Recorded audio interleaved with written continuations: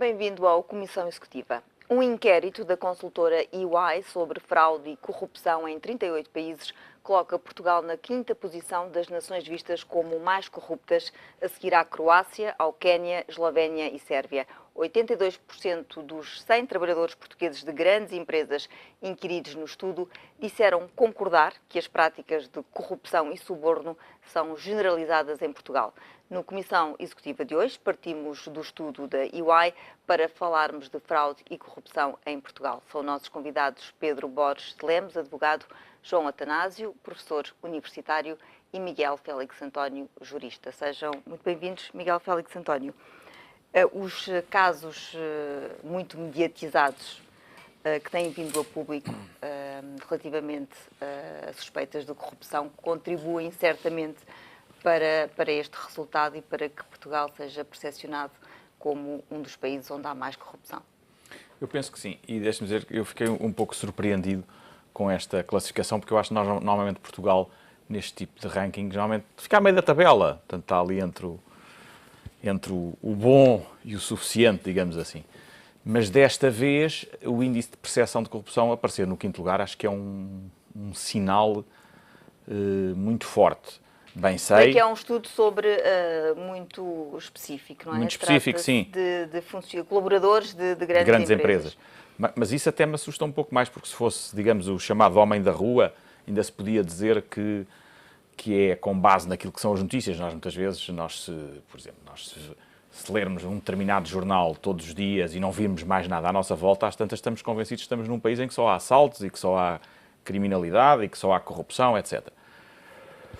Mas, independentemente disso, deixa-me um pouco preocupado porque eu não tenho essa percepção. Não tenho a percepção de que nós estejamos com níveis de corrupção que nos coloquem num patamar desses. Até porque o relatório da Comissão Europeia do ano passado dizia que havia quer dizer, fazia também estes inquéritos e, portanto, havia a questão da percepção que as pessoas têm, mas depois, perguntada às pessoas se já alguma vez tinham estado envolvidas, se lhes tinham pedido dinheiro ou se elas próprias tinham sido envolvidas, diziam que não.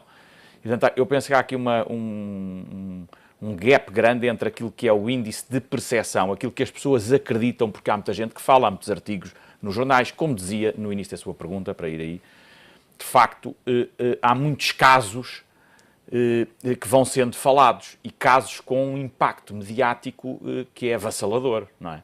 E eu penso que isso, às vezes, basta um ou dois casos desses para as pessoas ficarem com a ideia, e mesmo altos funcionários de empresas, ficarem com a ideia de que isso é transversal e generalizado.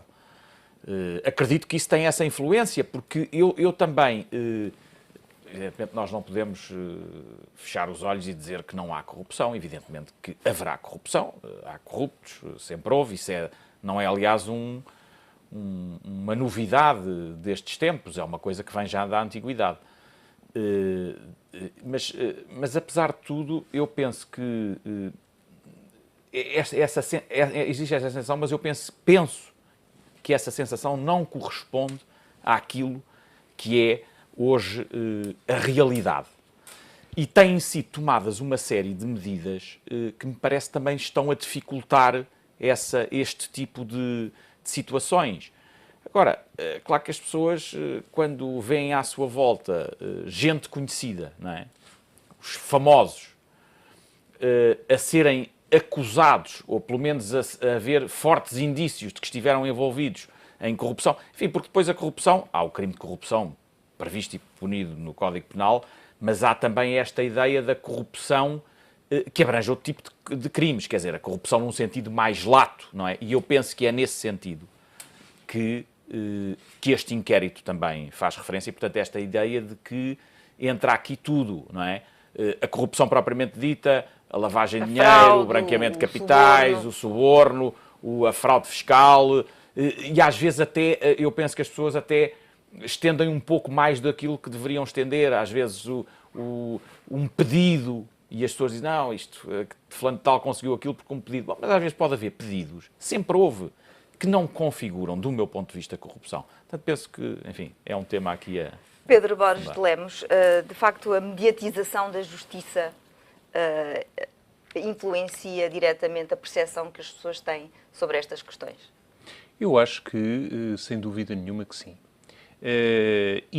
Não é por acaso que, nesse relatório que a Carla refere, há uma tendência muitíssimo grande para considerar que a corrupção ao nível do exercício de cargos públicos é notória.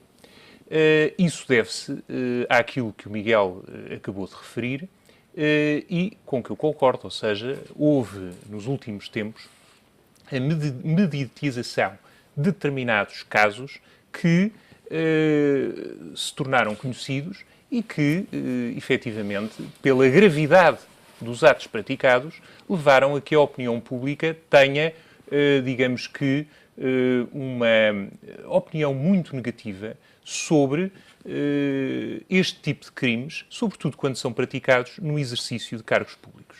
Eu relembro aqui, para além do caso Sócrates, o caso Maria de Lourdes Rodrigues e o caso de Armando Vara, que de facto são casos muitíssimo graves temos neste também os âmbito. vistos Gold. Temos os vistos Gold e temos realmente uma panóplia de situações, de casos que catapultaram de alguma forma este tipo, a visibilidade deste tipo de casos para a opinião pública. Mas eu aqui, digamos que, chamava a atenção para aquilo que foi um esforço, não tanto um esforço, digamos que, nacional, ao nível dos partidos, do espectro político nacional, relativamente a este tema, mas mais uma pressão externa, relativamente à criação, enfim, de legislação anticorrupção há cerca de 4 meses.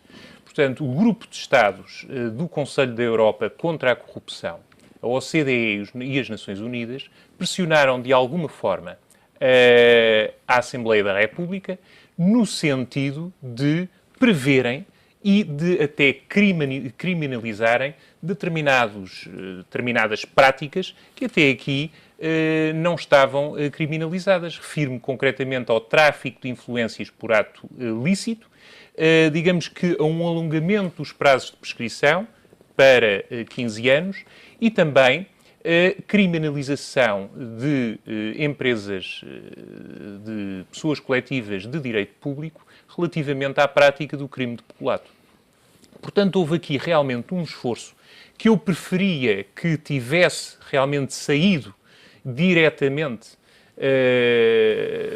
dos poderes públicos e, no fundo, também da Assembleia da República relativamente a este tema, e não veio na sequência de uma pressão externa. Eu acho que aqui realmente é absolutamente fundamental que, de uma vez por todas, este tema seja colocado na agenda do dia. E eu espero que o próximo governo o faça de uma forma muitíssimo perentória. João Atanásio, de facto, em Portugal não se tem feito o suficiente para combater a corrupção? Carla, eu não acredito muito nesse estudo. Eu acho que o Miguel tem alguma razão quando diz que se estão a confundir várias coisas. Portugal é um país de grandes costumes, é um país onde há grande, se nós quisermos, clientelismo, o que é uma coisa um bocadinho diferente de corrupção. Há a pessoa que pede o favor, o Pedro também referia isso, há a pessoa que pede o favor a outra pessoa. Não se trata propriamente nem de suborno nem de corrupção. Na maior parte dos casos é uma forma de estar. É uma forma nossa de estar, que pede um favor a dizer, se pudesses ver o meu processo que está lá numa pilha e pudesses passar o processo para cima, mas não há nenhuma contrapartida. Eu acho que o que mediatizou estes resultados foi efetivamente um conjunto de casos, o Pedro referiu-se a alguns, mas podemos ver a nível camarário existiram muito mais. Se nós olharmos Fátima Felgueiras, Valentino Loureiro, Isaltino Moraes, portanto há uma série de casos em que as pessoas normalmente depois tomam esses casos como exemplos e tendem a extrapolar e a dizer que afeta a sociedade toda. O que me preocupa nesta questão não é propriamente o facto de nós sermos ou não, na realidade, um país mais ou menos corrupto, porque todos os países têm índices de corrupção. É a percepção. Isto é a percepção da corrupção, pronto, não é? Aí é que me preocupa. Porque a percepção da corrupção normalmente anda... Afasta investimento. Exatamente. Anda associada há fuga de investimento, designadamente investimento externo. Porque os países não querem investir noutros países, ou os empresários não querem investir noutros países, onde porventura existe a percepção de que apenas com determinado tipo de argumentos financeiros menos lícitos conseguem chegar ao objetivo. E, portanto, o que eu penso é o seguinte: a nossa máquina pública é uma máquina ainda demasiado burocratizada. Fez alguma coisa, até é verdade seja dita, com os programas Simplex que foram lançados durante o governo socialista, fez alguma desburocratização de algumas áreas, mas o facto de continuar a existir uma burocracia leva a que as pessoas, lá está, peçam os habituais favores. Conhecem uma pessoa que depois conhece outra pessoa. Se o sistema funcionasse melhor, haveria menos, mais transparência.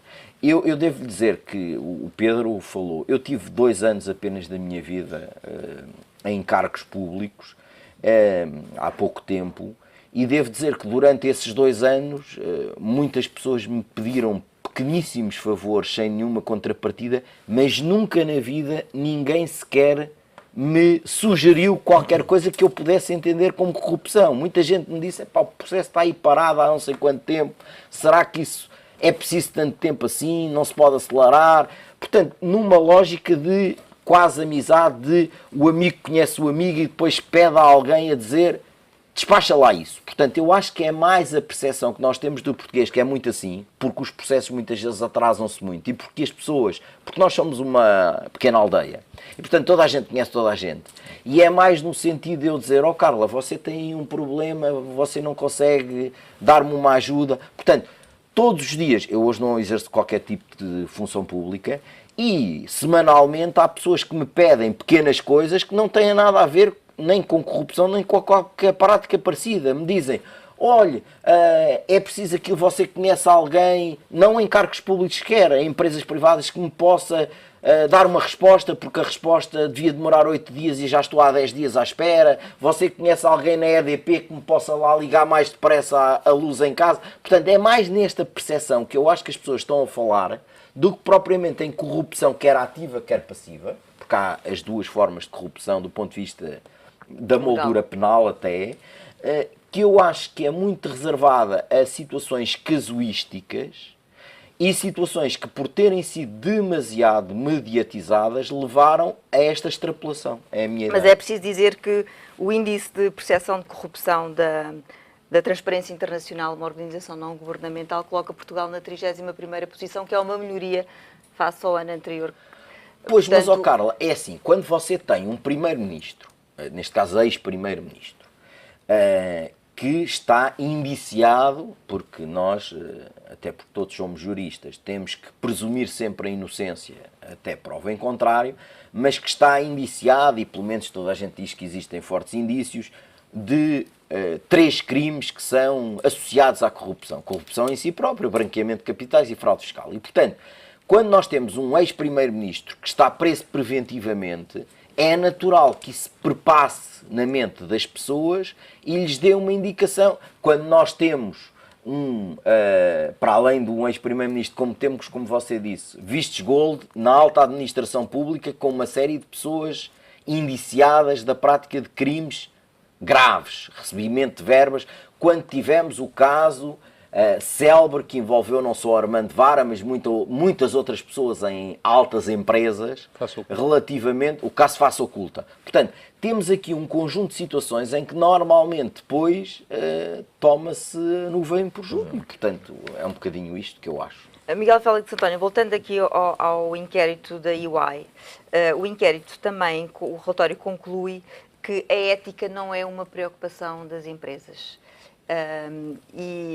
Relativamente a Portugal, conclui que 61% dos inquiridos disse que existiu uma distorção de resultados financeiros das empresas e apenas 28% consideraram a ética empresarial da sua organização como boa.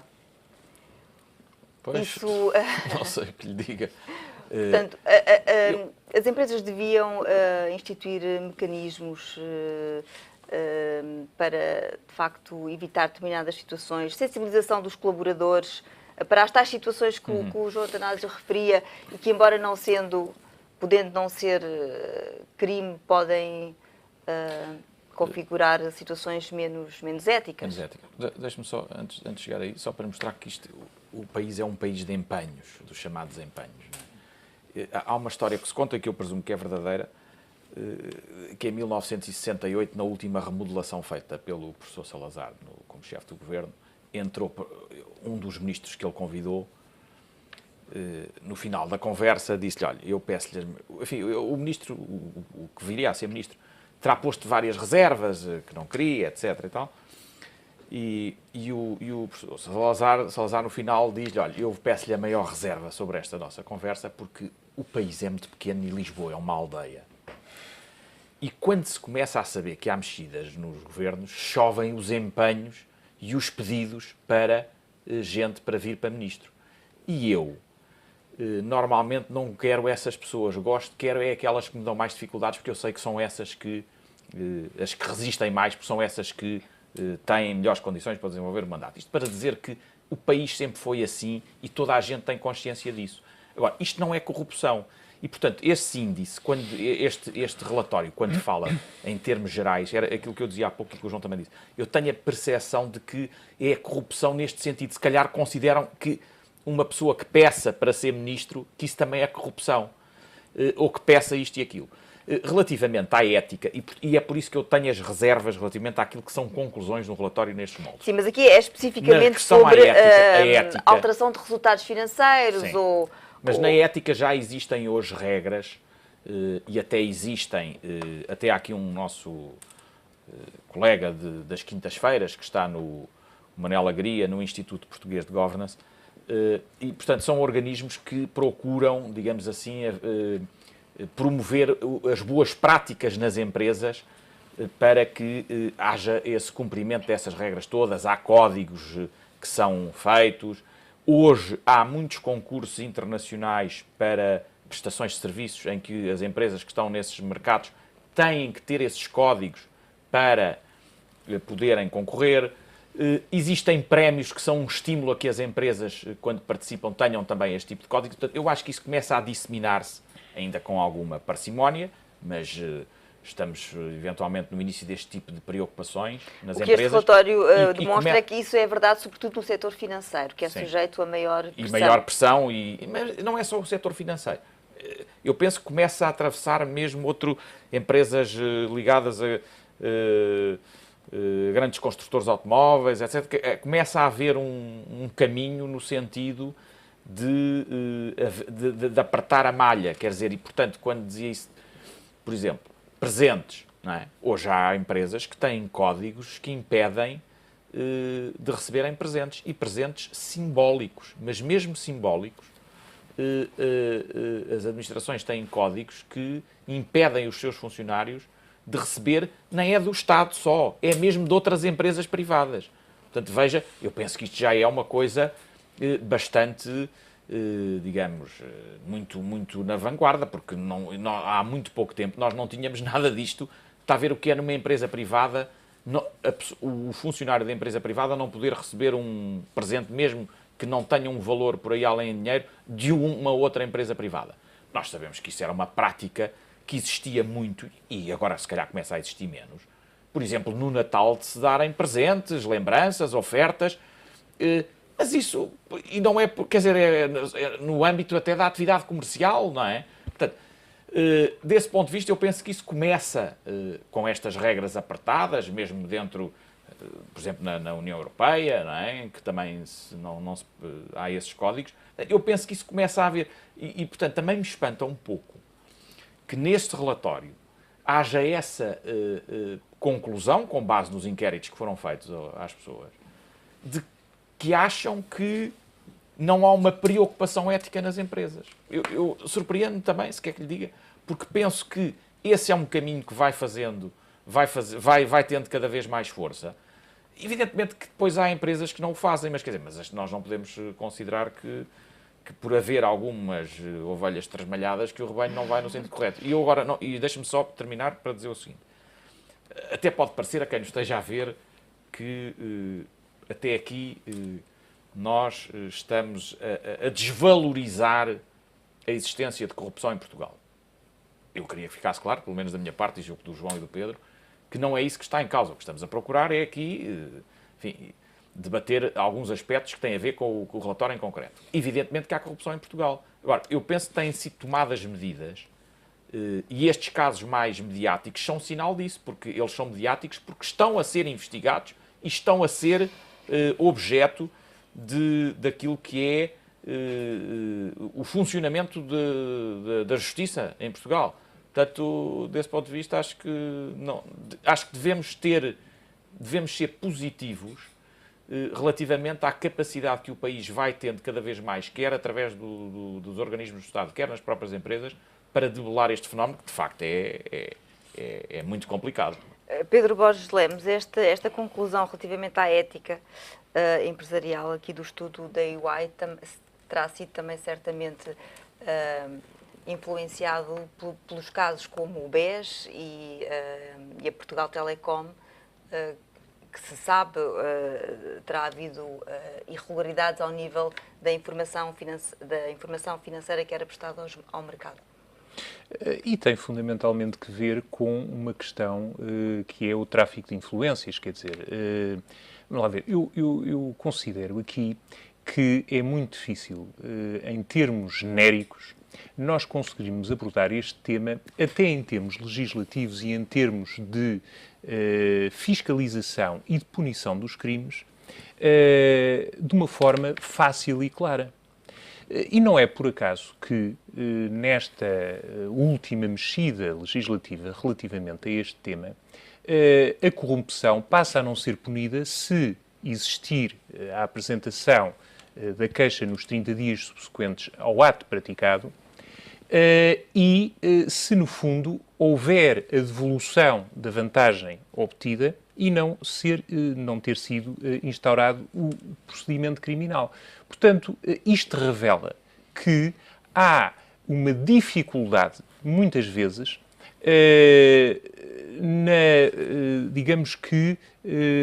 na verificação da prática do crime. E, portanto, isso acarreta, consequentemente, a dificuldade da punição e, efetivamente, da aplicação da pena. E, nesse sentido, eu acho que voltamos a uma questão que é a questão da mentalidade. É a questão de, por um lado, da mentalidade, por outro lado, da educação, porque tudo isto envolve a ética, envolve a deontologia, não é? É evidente que todos nós, no exercício das nossas funções, devemos ter a ética, a moral, a deontologia em atenção. Mas, para realmente isso acontecer, nós temos que ter o exemplo. E o exemplo é dado pela escola, é dado pelos nossos pais e, no caso, de facto, de um país, é dado pelos seus governantes, é dado pelas pessoas que exercem e nas empresas, pelos dirigentes, pelos gestores. E nas empresas, pelos gestores. Temos agora que fazer um curto intervalo neste Comissão Executiva que volta já a seguir. Até já.